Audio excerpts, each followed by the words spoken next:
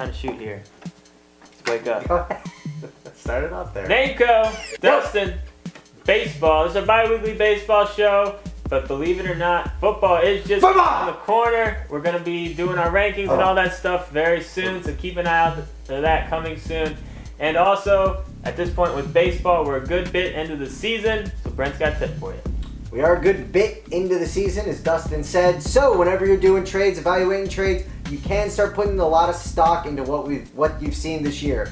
Prior to this, Dustin and I have always said, don't really put too much into it, but at this point in the season, start looking at it. Some guys are still going to regress. Some guys are still going to fall back to the mean. Chris Davis is a prime example. The guy's got, I think, 19 bombs right now. He's not going to end the year with 80 bombs and bat 370. So just keep that in mind. But you can take a look at them, put a little stock into this year's stats. Pitches are a little tougher though. All right, let's talk about the must-adds in all leagues. First one is a bat, and that's Yasami Grandal. Only on 15% of leagues right now. This is a guy we really liked coming into the year. He's a catcher out there for San Diego. But then he had that 50-game suspension, and it was cheater. Yes, but he's back now. Slow start so far, but last year, 192 at bats, 16 extra base hits, batted right around 300. You gotta like that.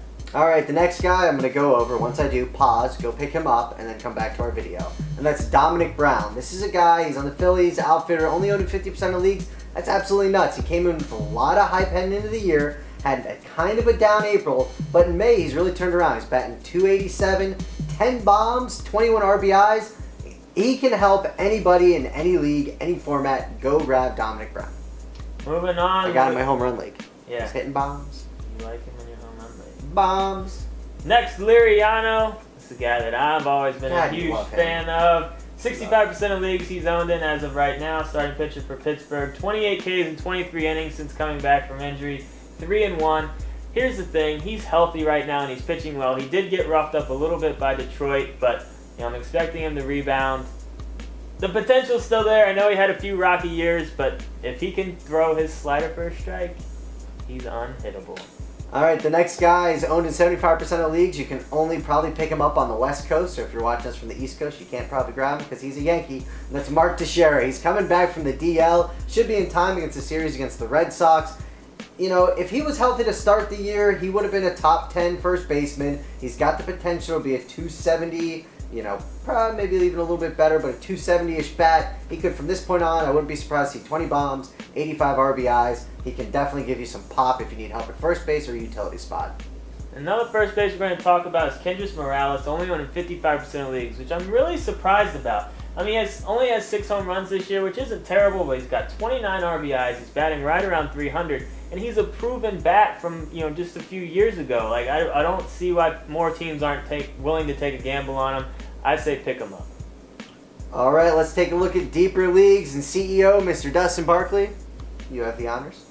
This is a guy that's been getting a lot of hype right now, and that's Michael Wacha. Only owned in 45% of leagues. He basically went from 0 to 45% overnight just because of the amount of hype that this guy's getting. I grabbed him. I like his potential. Obviously, he's a great young arm, but I really don't like his K counts. Maybe he's just one of those guys that has just enough movement where he gets hitters off balance and they hit weak fly balls or grounders or whatever. But only 34 Ks in 52 innings in the minors. So if he's only striking out that many in the minors, what's he going to do in the majors? Obviously, I still think he's worth an add in deeper leagues, but I'm not running to pick him up in all leagues like it seems the fantasy community is just yet.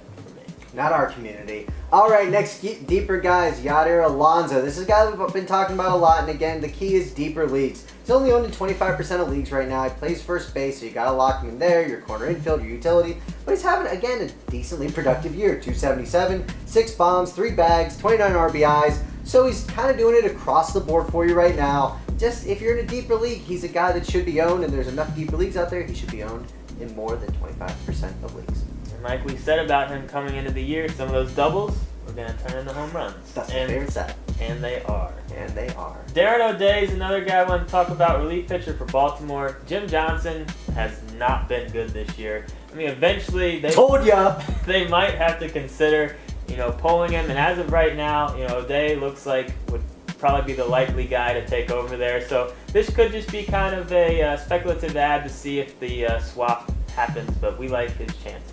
Next, we got Alexi Mesa, and he's for San Diego, second baseman, shortstop, outfielder, so you gotta love that position eligibility, especially the second and shortstop. Clearly, those are always need positions for any team. He's been playing great in May. He's batting over 300. He's got 3 home runs, 7 RBIs, so you're gonna get help with the average. But if you got a guy that's killing you at second base, batting 240, just make the switch. Go ahead, ride the hot hand for right now. And one guy to keep an eye on is Vinny Pestano for Cleveland, a relief pitcher that's probably going to get most of the save chances with Perez being injured.